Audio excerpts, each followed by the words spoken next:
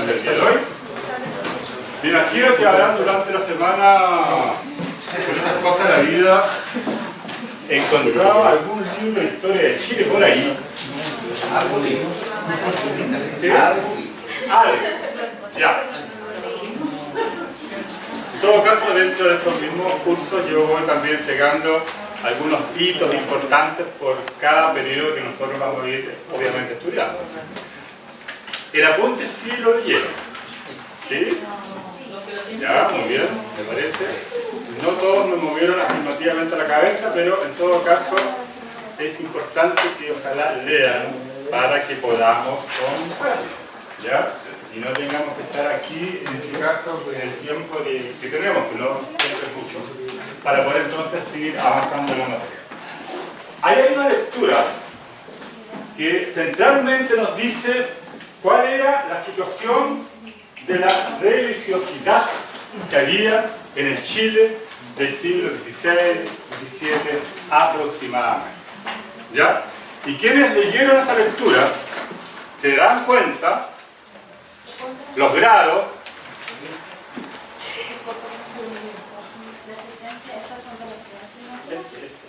Este corresponde al curso bien, de la segunda ocasión.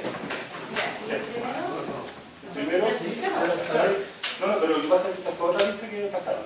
Este casillero y la correspondiente.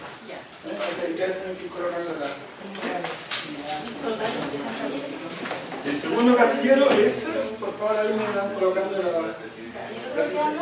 Sí, correcto. Bien, lo que yo les decía es que prácticamente el ámbito que había en el Chile de esa época era de extremada religiosidad, pero casi rayando en la fanatismo, en la intolerancia. La idea de esta lectura es para que ustedes se vayan dando cuenta lo difícil, lo complicado que fue para los primeros evangélicos protestantes que llegaron a Chile. ¿Ya? Y en ese sentido es un poco la lectura que nosotros le hacemos a esta primera descripción con respecto al tema de este concepto de la religiosidad. Generalmente ahí está hablando de la Cuaresma, de la Semana Santa. En ese tiempo, dentro de la Iglesia Católica Apostólica Romana, se respetaba la Cuaresma. 40 días antes de empezar Semana Santa, con el miércoles de ceniza y posteriormente todas las celebraciones que ustedes bien saben. Ahora, esto de Cuaresma tiene también un simbolismo, porque Cuaresma significa 40 días. Y la idea que la Iglesia Romana hacía un recordatorio de los 40 días que tuvo Jesús en el desierto. Entonces, era un momento difícil, complejo para el católico romano entender un poco, tal vez, el sufrimiento que había tenido Jesucristo. Es por eso entonces que en esta época de la Cuaresma, los sacerdotes hacían entender al cristiano que tenían que prepararse para la Semana Santa, pero antes estaba esta fiesta de la Cuaresma. Tanto es así que, por ejemplo, las mujeres católicas romanas se vestían de color púrpura, esos 40 días. El color púrpura tiene un significado: tristeza, un momento de cierta confusión en cuanto a su actitud espiritual, tristeza, frente a lo que evidentemente le iba a pasar a Jesús. Siempre el discurso, si es que así lo podemos decir, de la Iglesia Católica Romana, es siempre entregar un signo de tristeza, de sufrimiento a sus feligreses.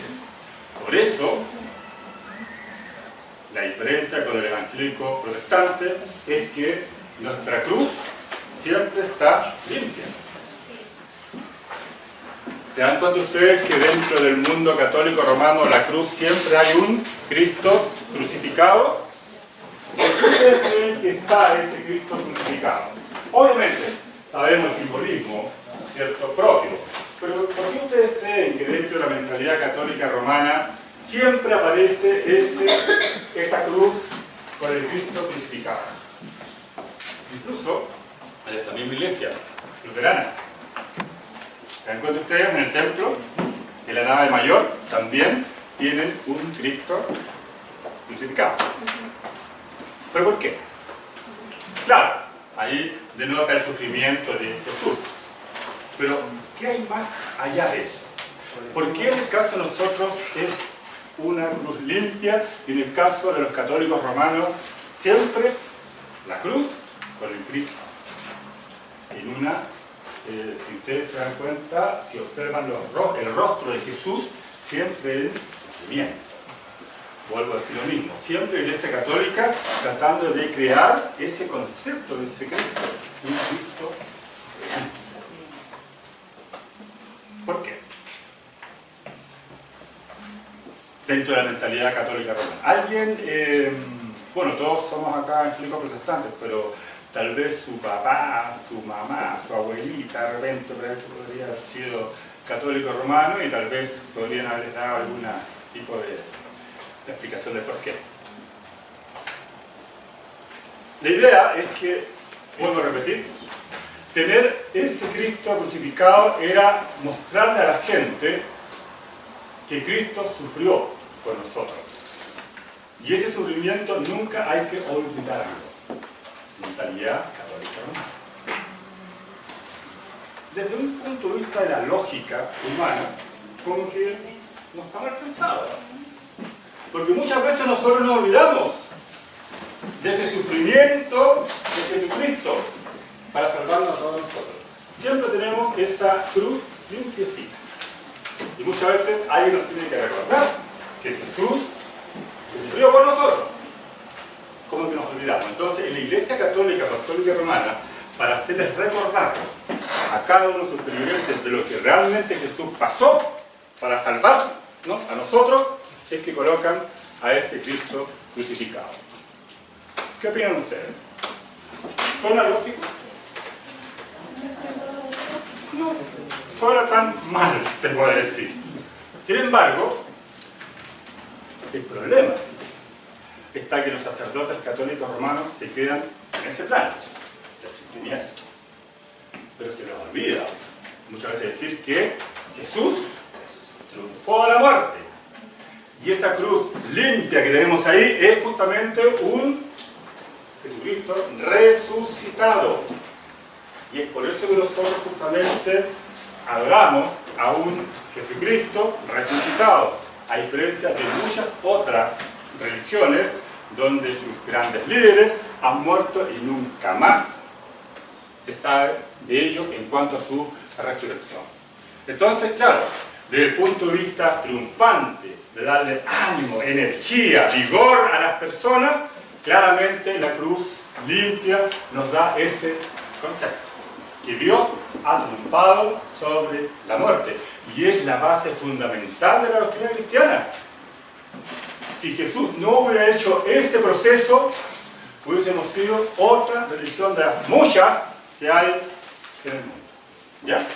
Aquí estoy tratando de hacerles llegar también un poco a esa mentalidad propia del católico romano, ¿no es cierto?, que han sido enseñados de esa manera y también de esa forma. Entonces, en la lectura vemos que hay una religiosidad tremendamente potente de parte de la Iglesia Católica Apostólica Romana, pero hay otro hecho importante ahí para analizar. La Iglesia Católica era dueña de la vida de las personas, desde el momento que nacían hasta que morían. La Iglesia Católica siempre estaba ahí. ¿Y qué importante es eso? Dominar el concepto de familia, porque la familia es el núcleo principal de una sociedad. Entonces, cuando hay una religión, cuando hay una denominación que domina a la familia, caramba, que tiene influencia, pues. Y la Iglesia Católica Romana tuvo mucha influencia por eso. Desde que nacía hasta que moría. Ahí estaba siempre la Iglesia Católica, Apostólica y Romana. No está mal. No está mal que una denominación o que una religión tal vez tenga su influencia en la familia. El gran problema de nuestros hermanos católicos romanos es que ellos no aplicaban los principios y los aspectos bíblicos dentro de este concepto de familia. Porque lamentablemente ya en la época del siglo XVI, siglo XVII, la Iglesia católica, apostólica y romana ya había salido demasiado de los cánones bíblicos que nosotros conocemos. ¿Me entienden la idea? Si tal vez ellos se hubiesen mantenido dentro de los principios bíblicos, excelente, bienvenido sea. ¿Qué mejor influencia que la doctrina cristiana en la familia? ¿Qué mejor?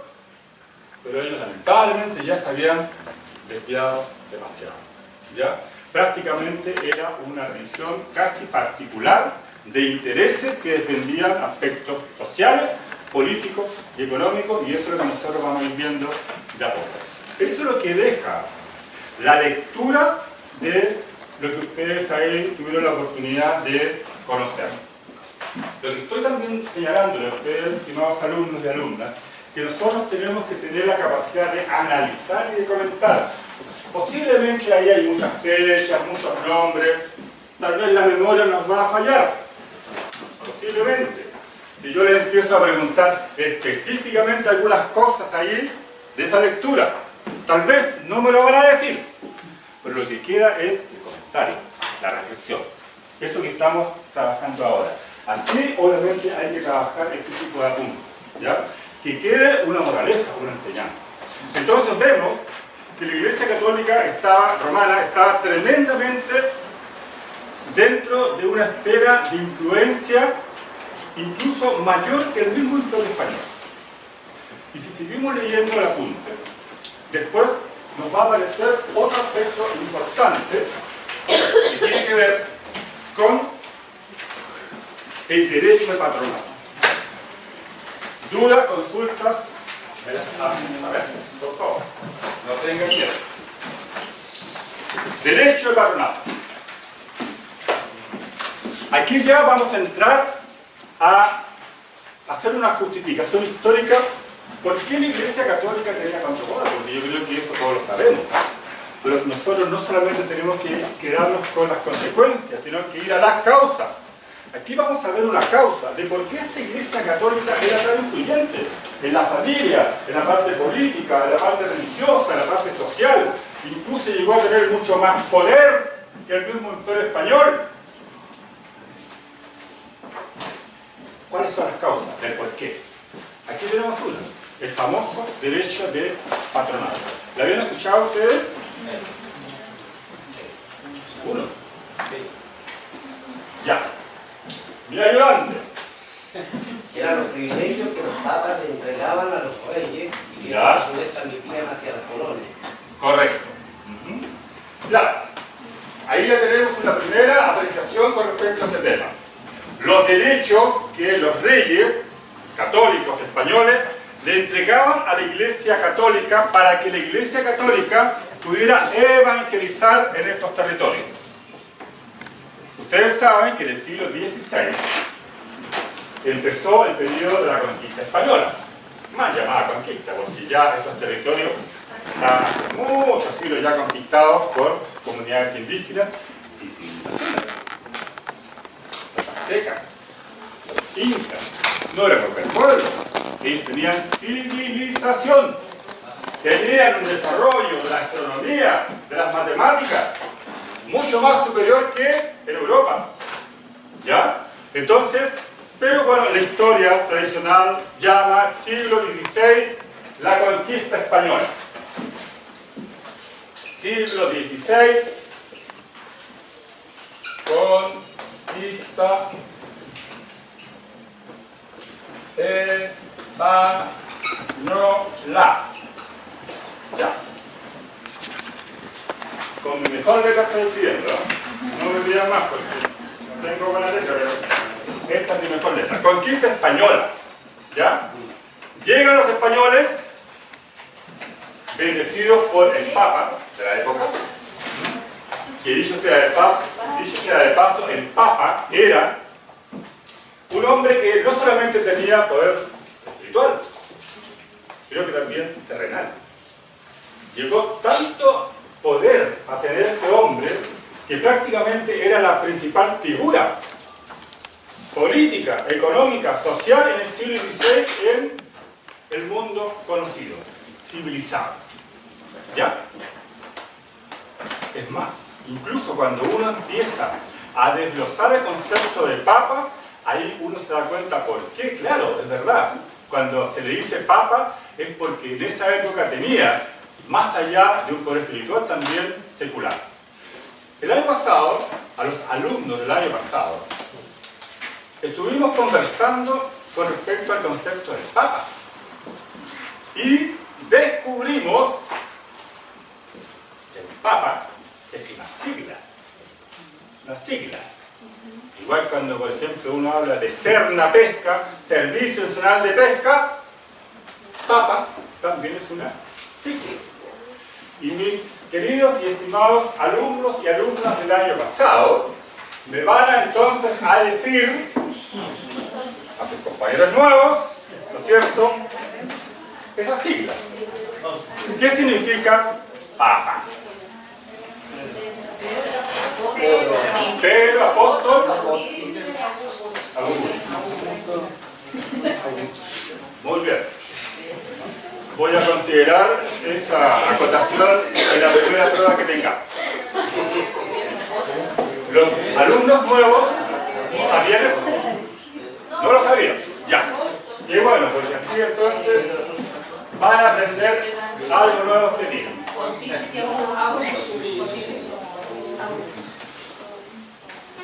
Y aquí me voy a detener un poquito porque es súper importante para que ustedes entiendan el poder que lograba la Iglesia Católica, Apostólica y Romana.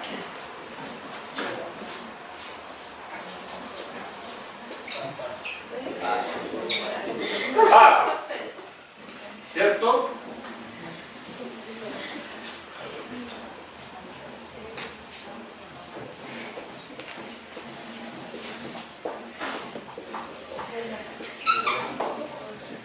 Vamos a las dos primeras. Pedro, apóstol. ¿Por qué Pedro? Porque él nos incluía muy bien el término que acuñó el Señor cuando dijo Correcto, claro. Desde la perspectiva católica romana, ¿cierto? Ellos siempre dicen de que el Papa se entiende de Pedro.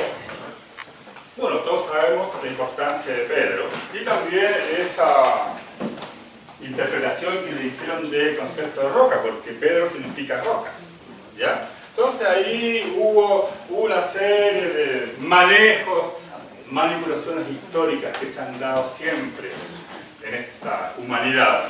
Entonces ahí quedó como que el Papa, ¿no es cierto?, el primero fue Pedro, ¿ya?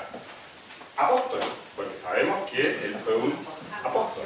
Entonces ya al Papa se le está dando una connotación importante. Es decir, se está diciendo que el Papa viene de los apóstoles, viene de Pedro.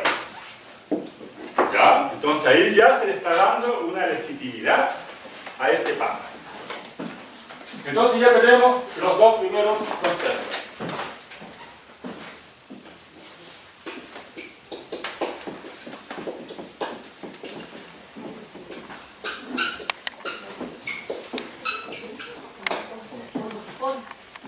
Pontífice. Pontífice. ¿Ah? N-D-S, de Po-N. Ahí, porque él puso pontífice. Pon. Ah, perdón. Pontífice. Pontífice. ¿Qué significa el concepto de pontífice? Es una palabra latina, pontífice.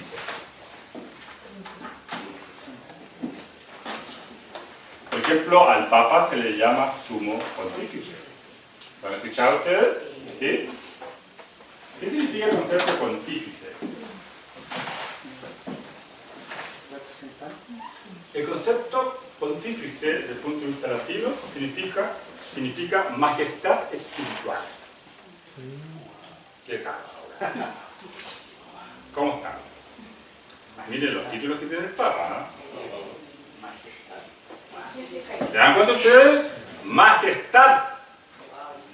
Yo creo que a nadie de nosotros nos ha llamado majestad. Por ahora. Por ahora. ¿Ya? Creo. ¿Ya? Entonces, ahí ya hay un concepto majestad espiritual. Así como que lo máximo. Ya más no se puede aspirar. Majestad espiritual. Y Augustus era un título que era exactamente colocado por el emperador romano.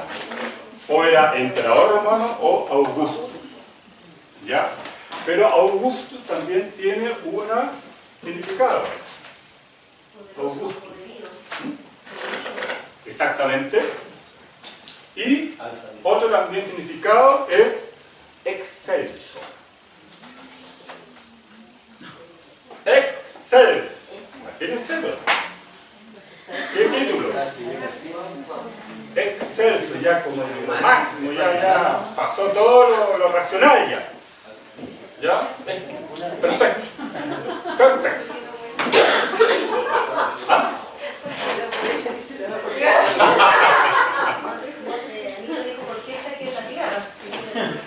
Ah. Para ustedes vean pues, entonces, eso es lo que significa papa. ¿Qué título, no? Espectacular. ¿Qué dice Jesús? Que tenemos que ser humildes. Bueno. Y ahí, con este título, me parece que la humildad se va al tacho de la basura, ¿no? ¿Ya? Es por eso que los papas históricamente han sido como son. Es decir, incluso casi soberbios. Porque ellos descienden de todos esos nombres. Entonces, por eso es que evidentemente hay que entender que la Iglesia Católica Apostólica Romana, obviamente que a partir de sus tradiciones y sus costumbres, que es la base doctrinal de la Iglesia Católica, no la Biblia, no la Biblia. La Iglesia Católica Romana se sustenta en sus tradiciones y sus costumbres. Y ahí arma su doctrina católica romana.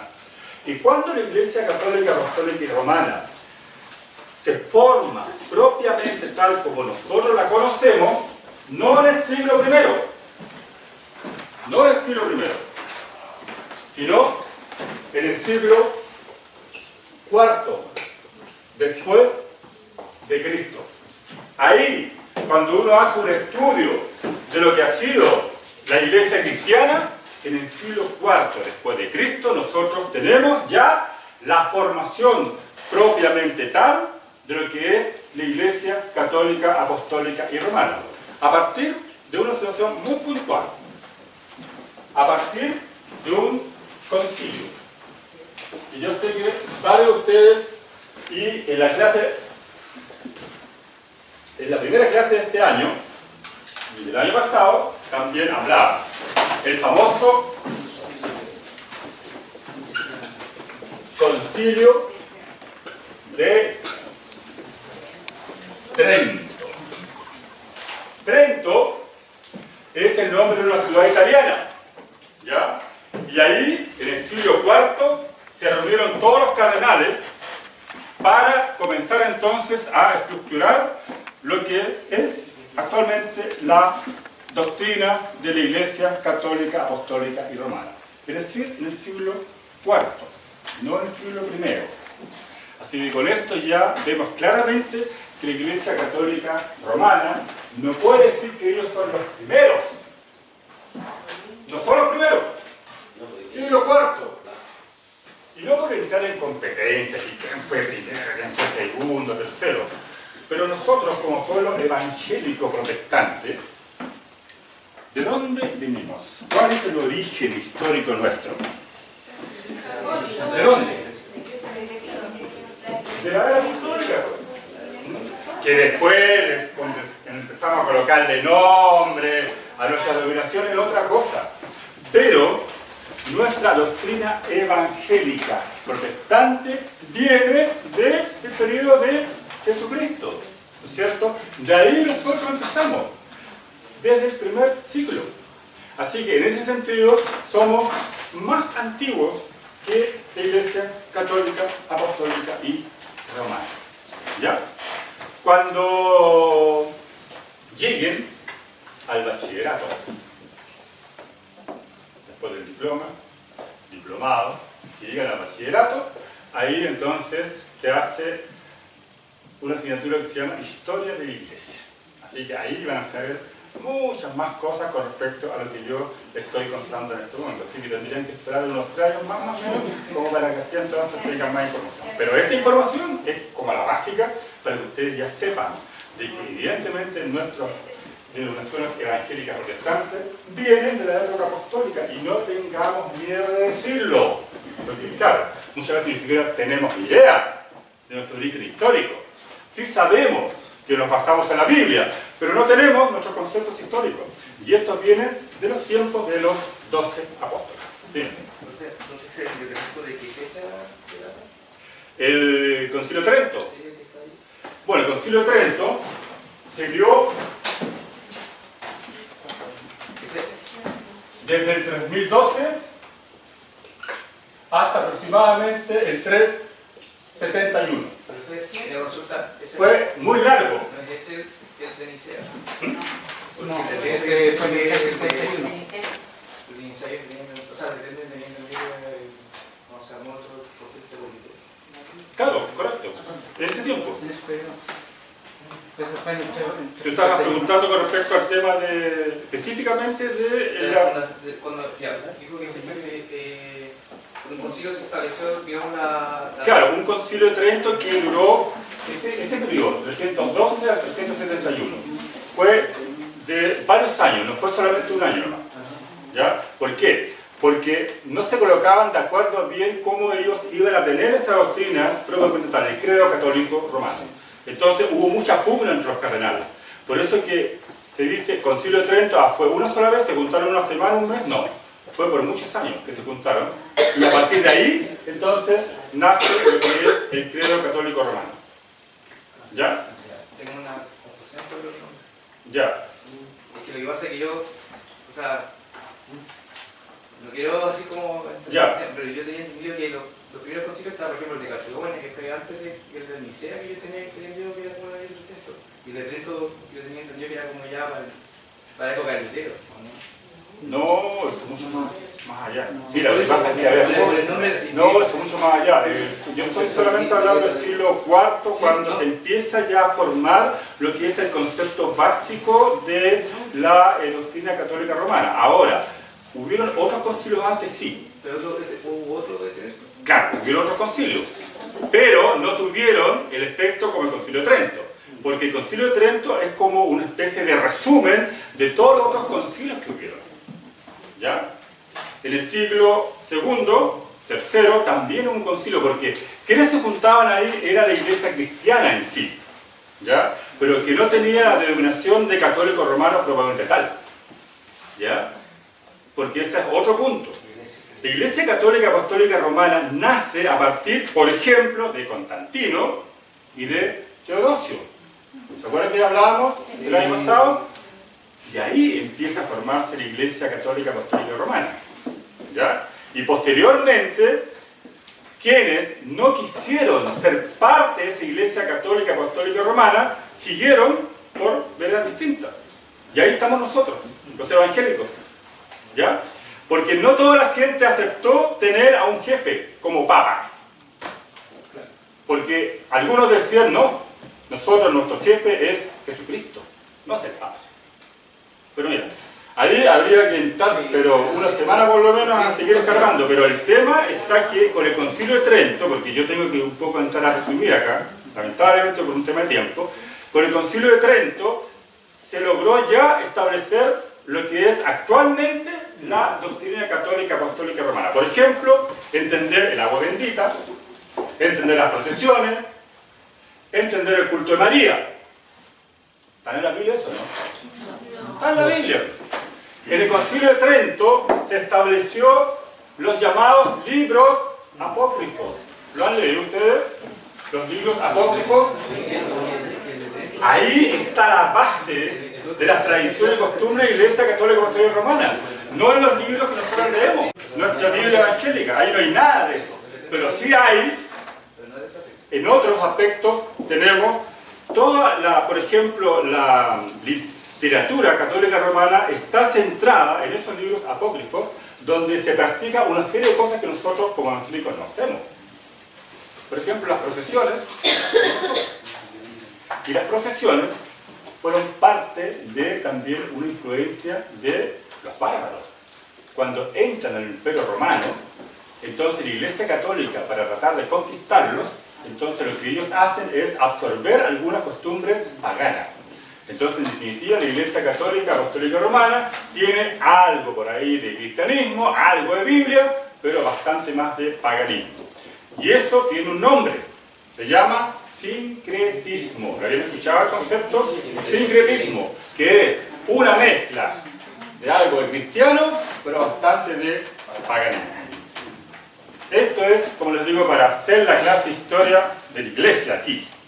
Pero eso no es mi objetivo ahora, ¿ya? Pero por eso les digo, en resumen, con el Concilio de Trento, que se dio en el siglo IV, ya la Iglesia empieza a formar lo que actualmente la conocemos como tal, ¿ya?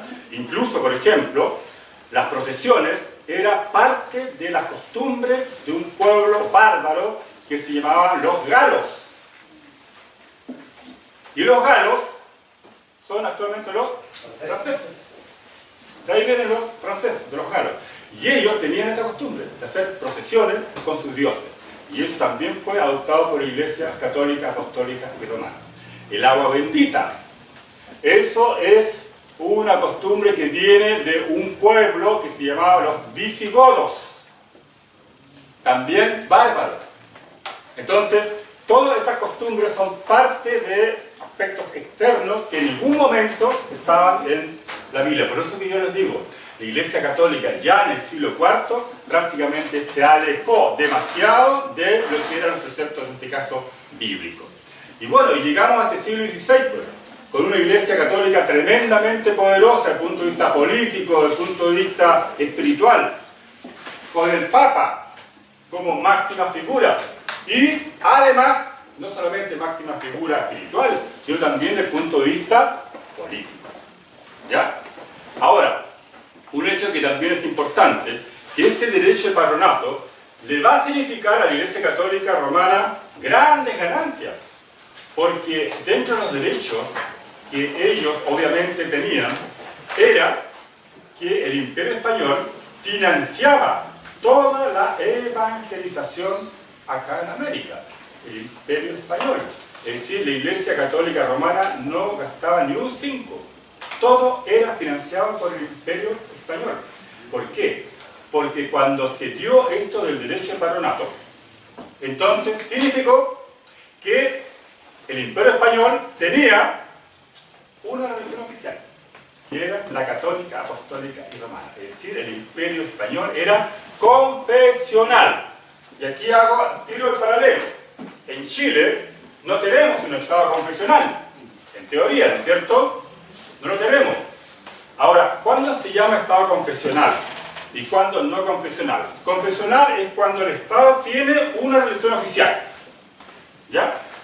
El Estado de Chile actualmente no lo tiene, por lo menos en teoría.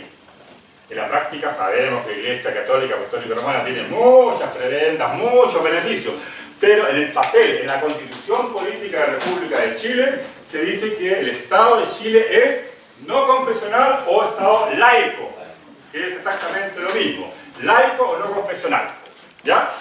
Pero en ese tiempo, en el siglo XVI, el Imperio Español sí era confesional, tenía a la Iglesia Católica Romana como la religión oficial.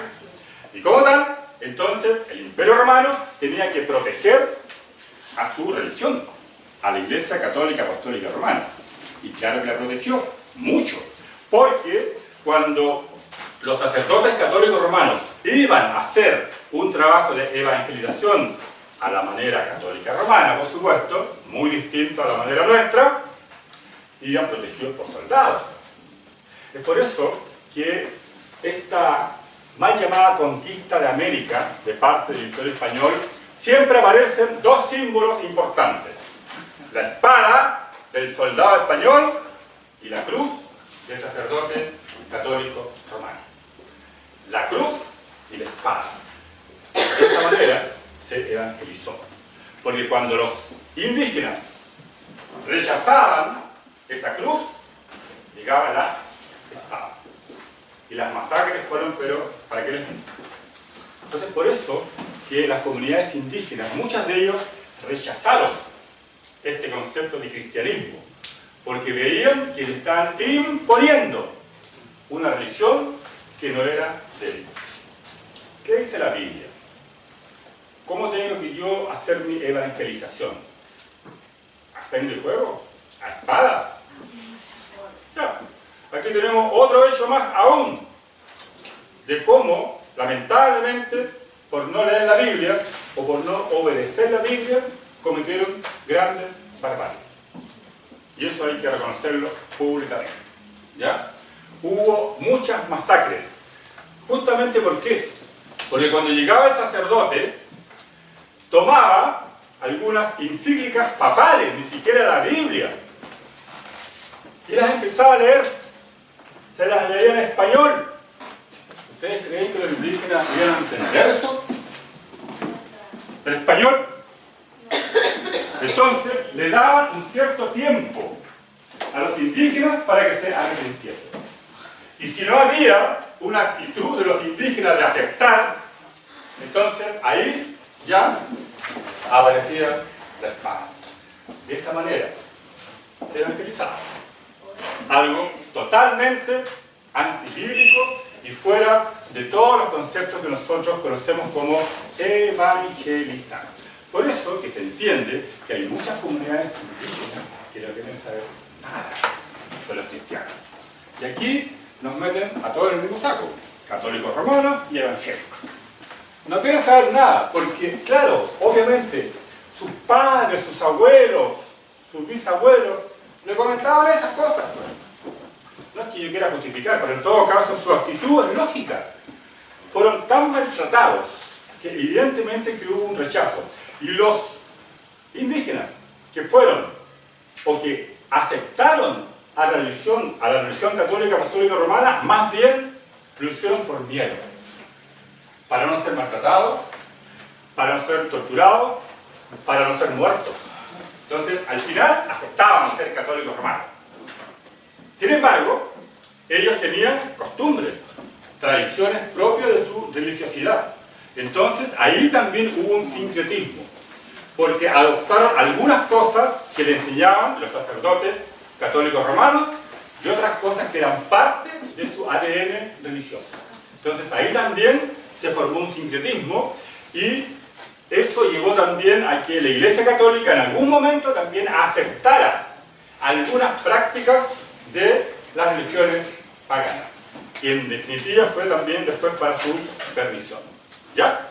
Entonces, este derecho patronato le va a dar a la Iglesia Católica la posibilidad de convertirse en la religión oficial de este continente que se estaba conquistando según visión española. ¿Ya? Además, la Iglesia Católica comienza a tener también influencia fuertemente en el aparataje político. Si ustedes ven en el apunte, esta estructura era la que normalmente tenía la Iglesia Católica Romana. Muchos funcionarios, mucha burocracia, aparte, la verdad, cosas que de 10 sacerdotes no evangelizaban y 8 estaban haciendo burocracia. Trabajo de oficina, como se dice. ¿Ya?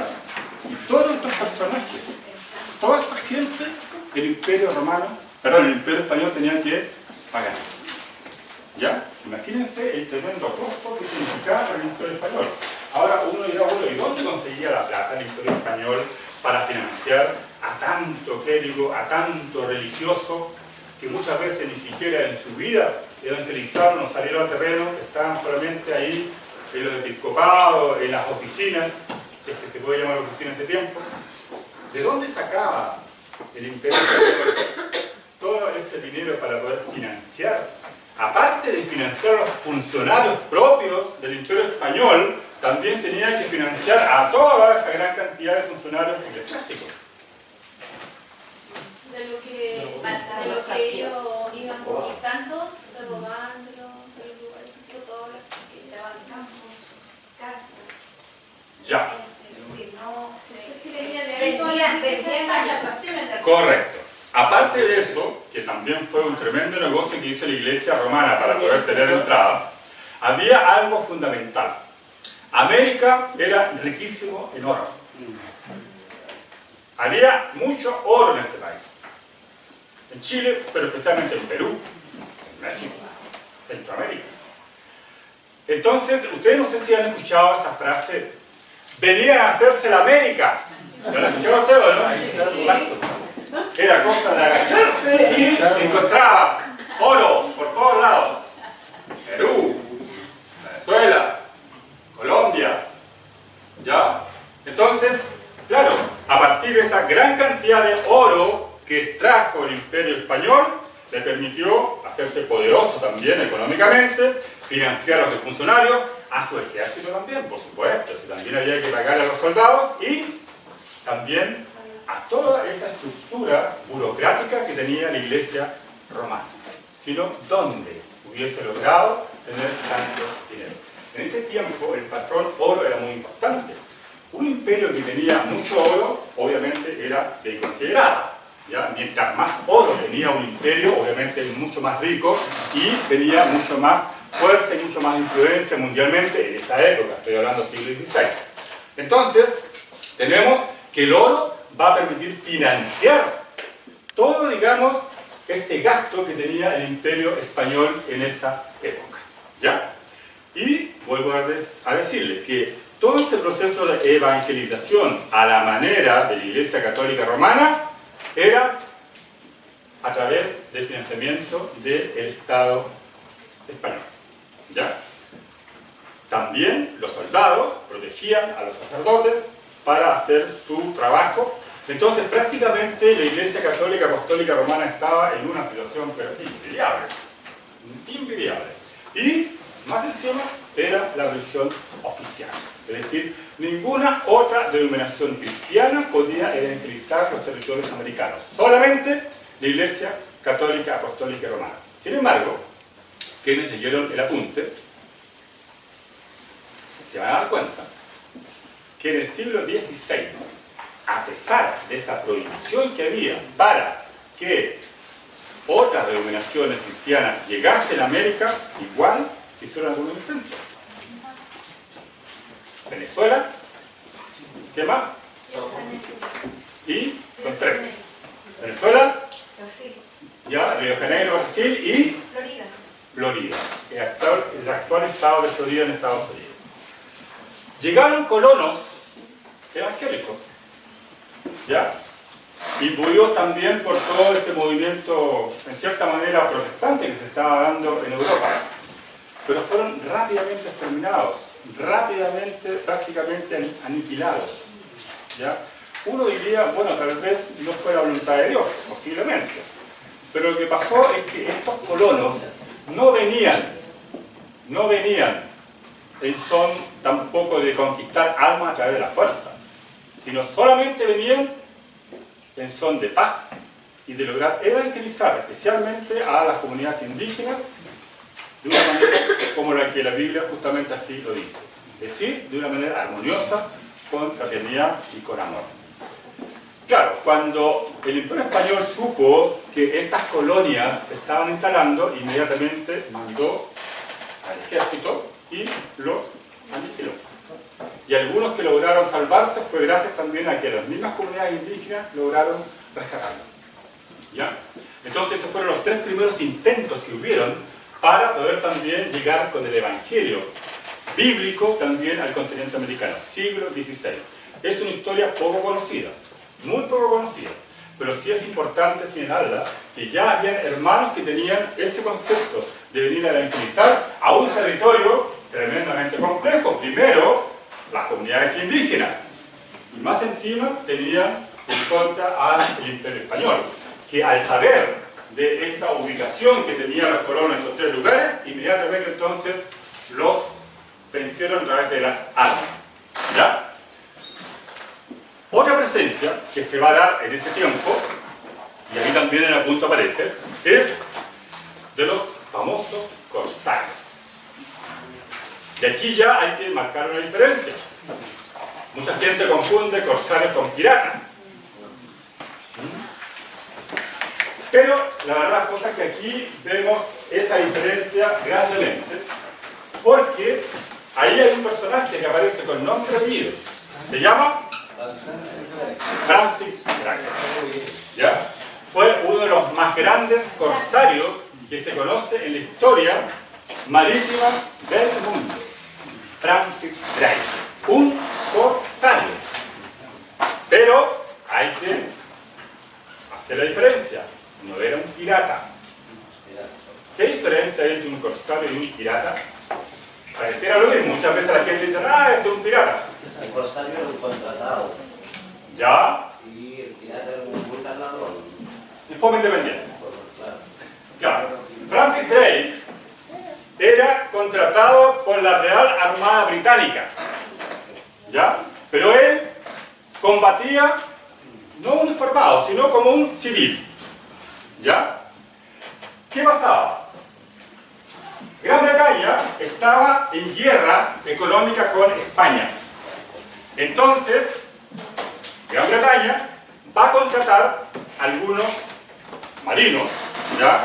Más o menos que tengan un pasado interesante, importante, desde el punto de vista de las batallas que hayan estado participando, y uno de ellos justamente fue Francis Drake, contratado por la Real Armada Británica para provocar daño económico, especialmente naviero, a España. ¿Me entienden la idea? La idea era como un poco boicotear la economía justamente de España, ¿ya? Entonces, Gran Bretaña contrató a varios de estos corsarios con buques muy poderosos, con tripulación, y comenzaron entonces a provocar daño a ciertos puntos estratégicos desde el punto de vista económico, especialmente puertos españoles que estaban surcos en América. ¿Ya? Y el más famoso de todos fue Francis Drake. Pero Francis Drake, a comparación de otros corsarios, tenía una diferencia.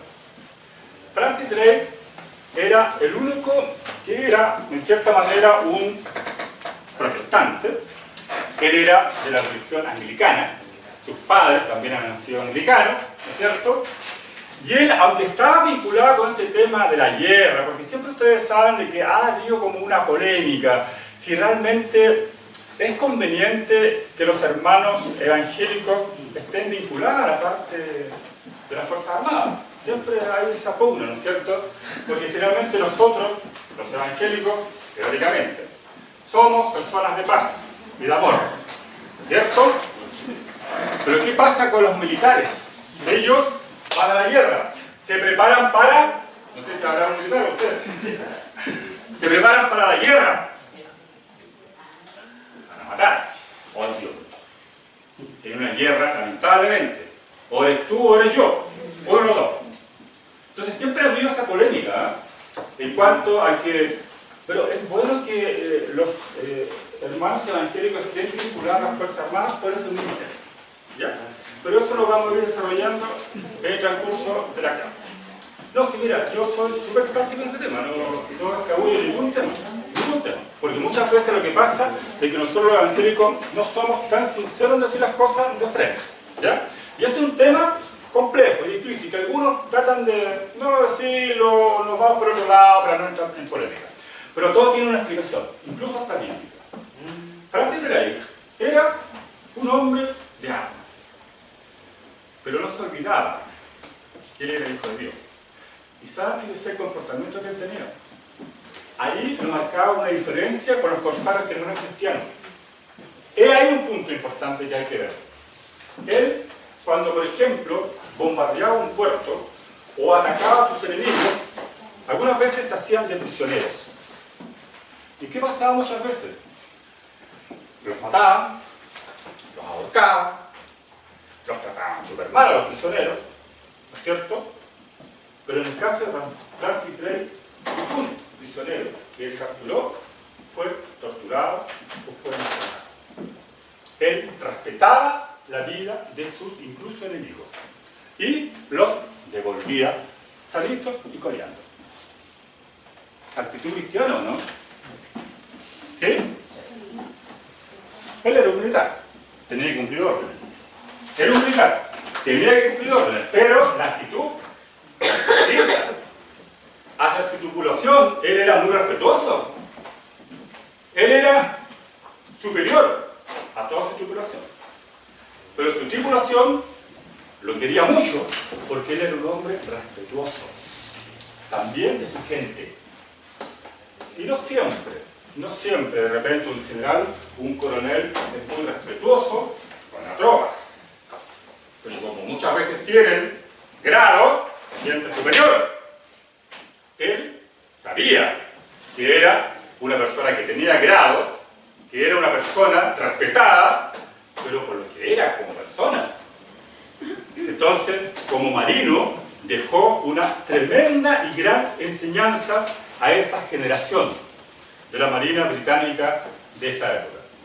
Tanto es así que el gobierno británico le ofreció seguir la carrera naval y se convirtió en contraalmirante, el máximo cargo que podía llegar un marino en la Real Fuerza Naval Británica, por méritos propios, profesionales y también por su testimonio como cristiano. ¿Qué conclusión podemos sacar? ¿Un marino, un militar puede ser también cristiano? Sí. Parece que están medio intimidados como militar. No quieren tener problemas con el alumno, pero digan nomás, si no cantamos en democracia. ¿Están de acuerdo, no? Sí. A mí, la verdad, las cosas que me cuesta un poquito, ¿verdad? Pero cuando uno ve situaciones como un Francis Drake, que no es el único, hay otros también militares cristianos que también, y esto lo vamos a seguir viendo después en la historia que estamos trabajando, realmente también tuvieron un comportamiento ejemplar dentro, obviamente, de lo difícil que es la carrera de las armas, que no es fácil. ¿Ya? Pero en el caso de Francis Drake marcó un estilo. Y cuando muchas veces se les llama a los marinos británicos los caballeros del mar, ¿saben por qué dicen eso? Por lo menos antes, no sé ahora. Por Francis Drake. Él sí. Uno puede tender a aceptar más la carrera militar ahora porque hay paz. Pero ¿qué pasa si tenemos una guerra mañana? Correcto. Y nos mandan a matar. ¿Y ese es el problema? Claro. Esto puede ser de cierta forma igual lo aceptamos porque saben que no va a pasar nada. Lo más probable es que no pase nada. Claro. Pero ¿qué pasa si mañana hay guerra y nos mandan a matar? Hay problema. Claro. A lo mejor mañana hay guerra, ya todos los que levantaron la mano hoy día, toda la bajan. Correcto. Ahora, hay un hecho también importante que hay que considerar. En el Nuevo Testamento vemos a un pueblo israelita involucrado, pero bastante. Es decir, basta de guerra.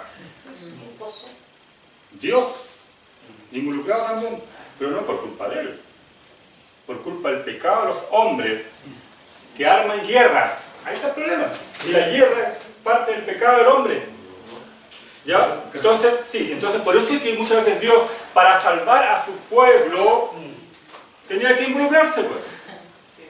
Aunque él no quería. Porque a mí me han dicho algunos, personas ateos, agnósticos, amigos míos,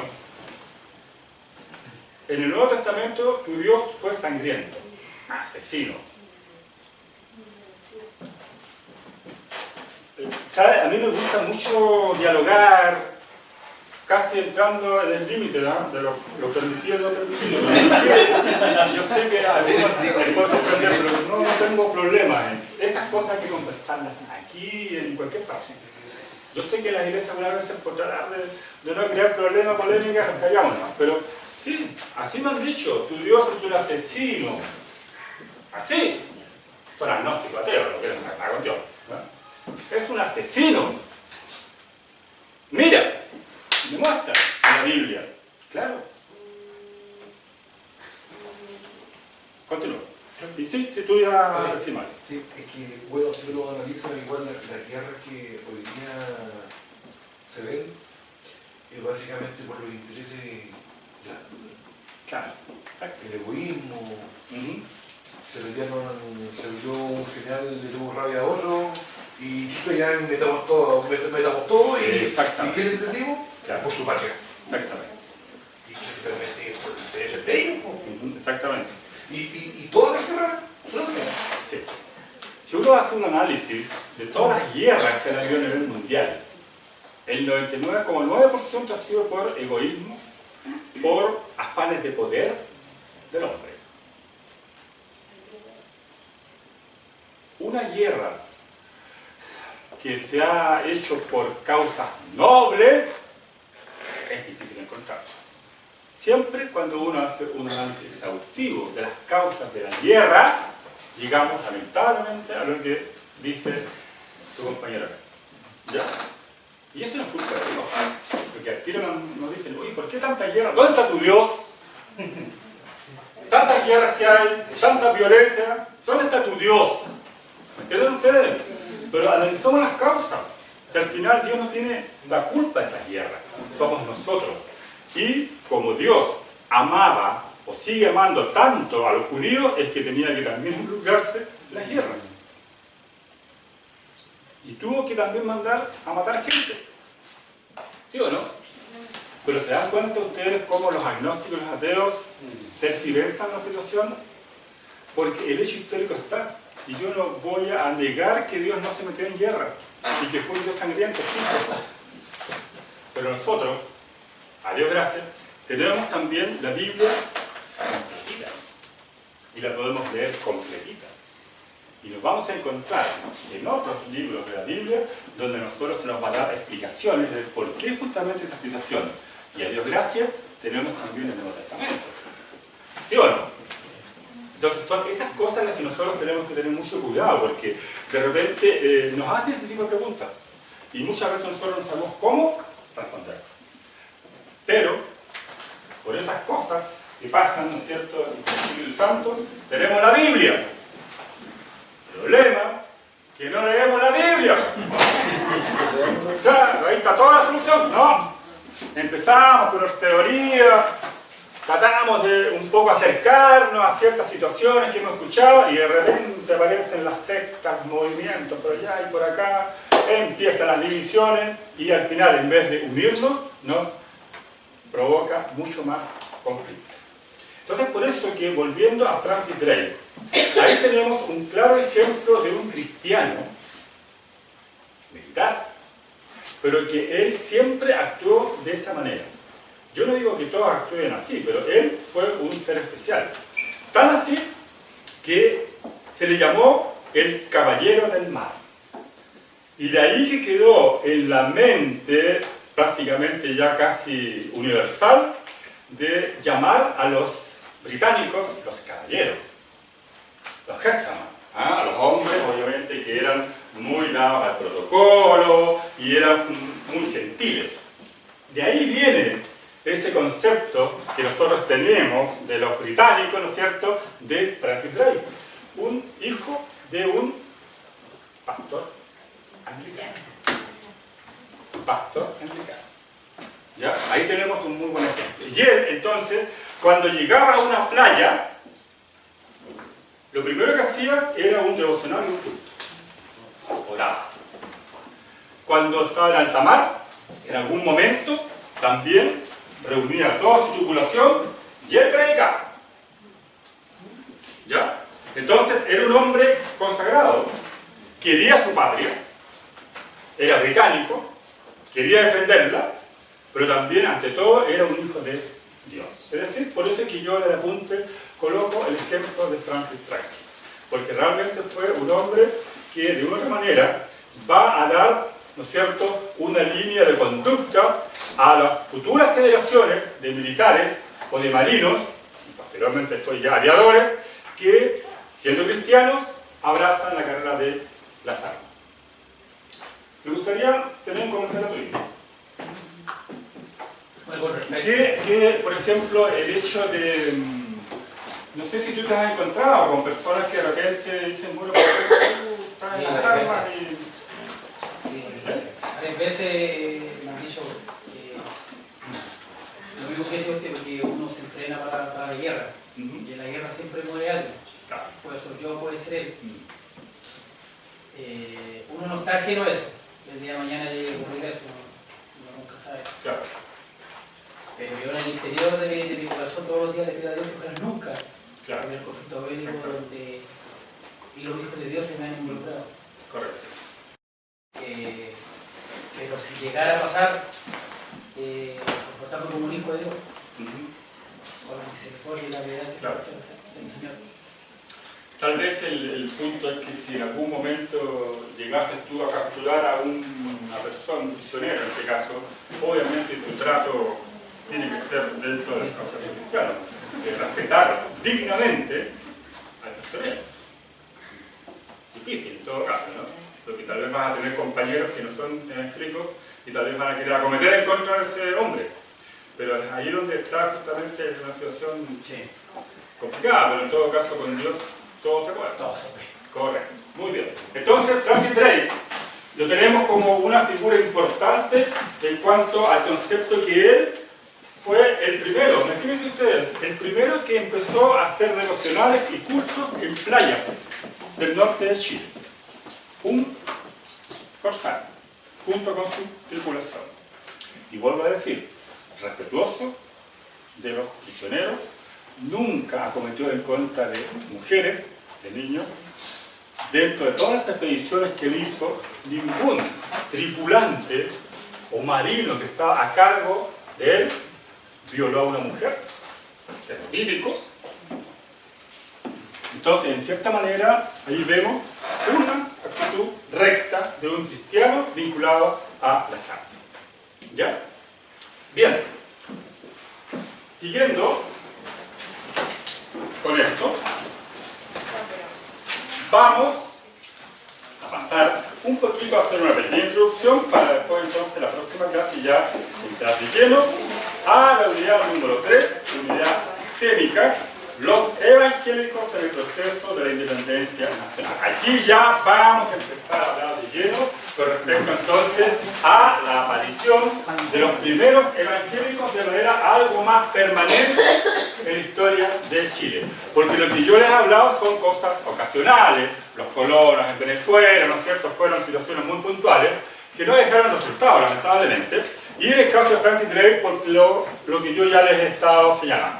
Entonces ahora vamos a hacer obviamente ya una entrada a la historia de nuestro país y cómo los evangélicos comienzan también a ser parte de esta historia de Chile, una historia que muchas veces hasta uno mismo se sorprende de la influencia que en algún momento lograron algunos de estos personajes. Si ustedes se dan cuenta, como para rechazar Patria Vieja, la Reconquista Española, la Patria Nueva, ahí hay algunas características de estos tres periodos. Porque cuando nosotros hablamos del proceso de independencia nacional, tenemos que dividirlo en tres partes. Uno, la Patria Vieja, donde aparece, por ejemplo, un José Miguel Carrera, ¿ya?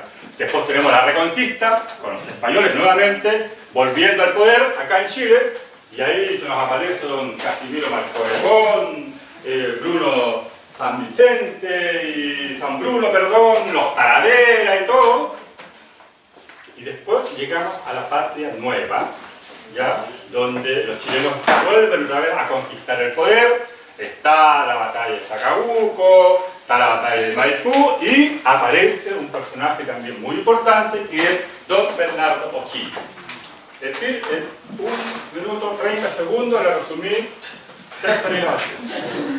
¿Ya? Esto creo que también lograron ustedes. Resumir. ¿Ya? Entonces, ya tenemos el proceso de independencia nacional listo, terminado. Ahora tenemos que incluir a los evangélicos en este proceso. Y Entonces, si ustedes dan vuelta a la órbita, nos vamos a dar cuenta que este proceso de independencia nacional se dio porque en algún momento algunos jóvenes patriotas ya querían liberarse de España, porque ya España, más que beneficio para América y para Chile, había sido un perjuicio, porque ellos veían que sus países no estaban desarrollados como por ejemplo Estados Unidos, como los países de Europa, ¿ya? Entonces estos jóvenes, pertenecientes muchos de ellos a la aristocracia, entre esos don José Miguel Carrera, entonces empezó a percibir, bueno, pero nosotros también somos capaces de tener un propio gobierno, ¿por qué siempre tienen que venir de afuera y imponernos todo?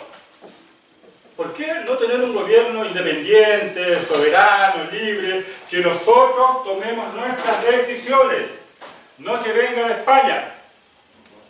Entonces, paulatinamente empezó a germinar un pensamiento libertario. Y esto no solamente se dio en Chile, sino también en toda América, ¿ya?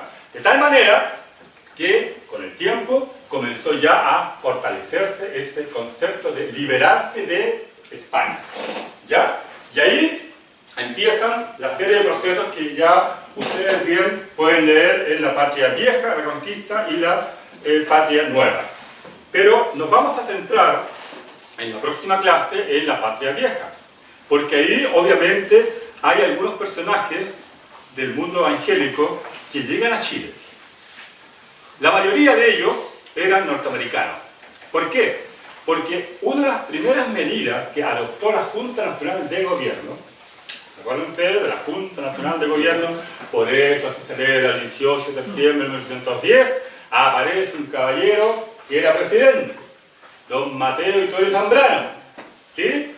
Entonces ahí se empiezan a dictar una serie de medidas para paulatinamente comenzar a liberar a Chile de toda esta situación que vivía con España. Sin ser el 18 de septiembre, ustedes saben, se dice la independencia nacional, pero ese fue el inicio de todo un proceso que termina en 1818. Entonces, se inicia este proceso y, de una u otra manera, comienza entonces estos patriotas, especialmente José Miguel Carrera, a ver algunos modelos para poder imitar.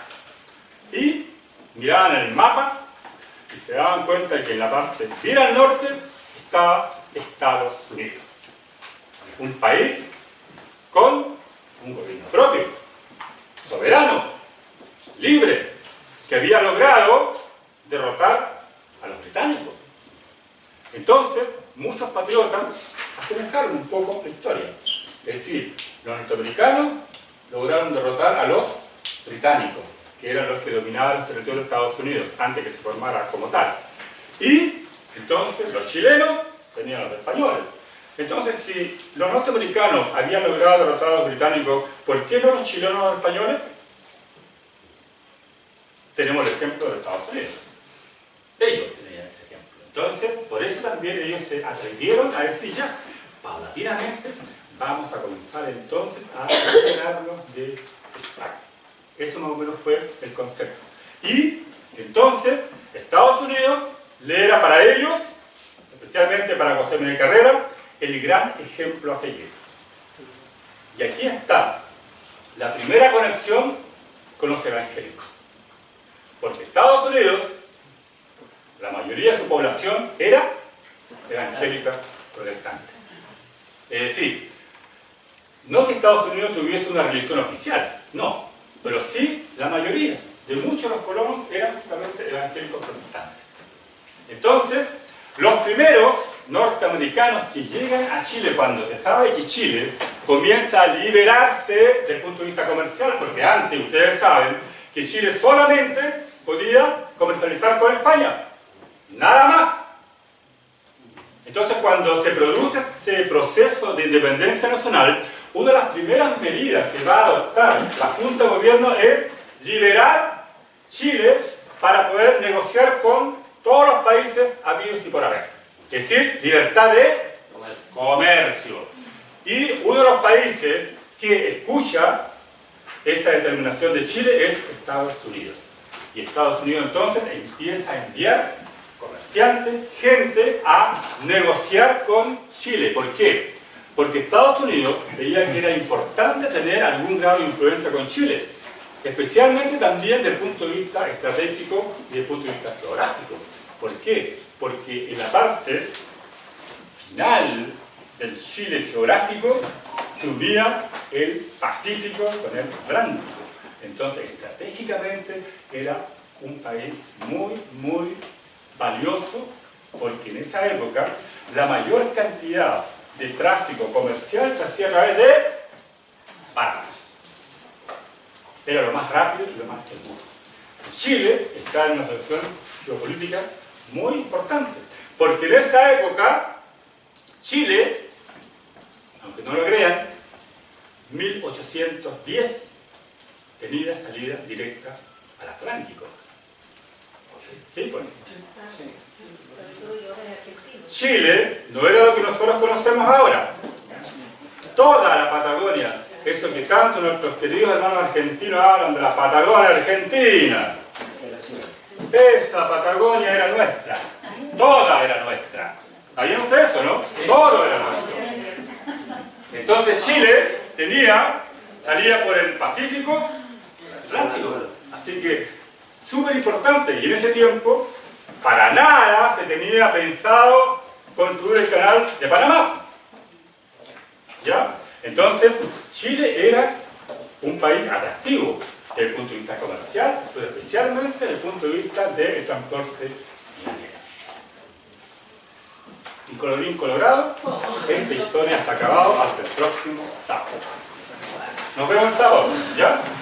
Por favor, lean el capítulo 2, para que así podamos comentar un poquito más.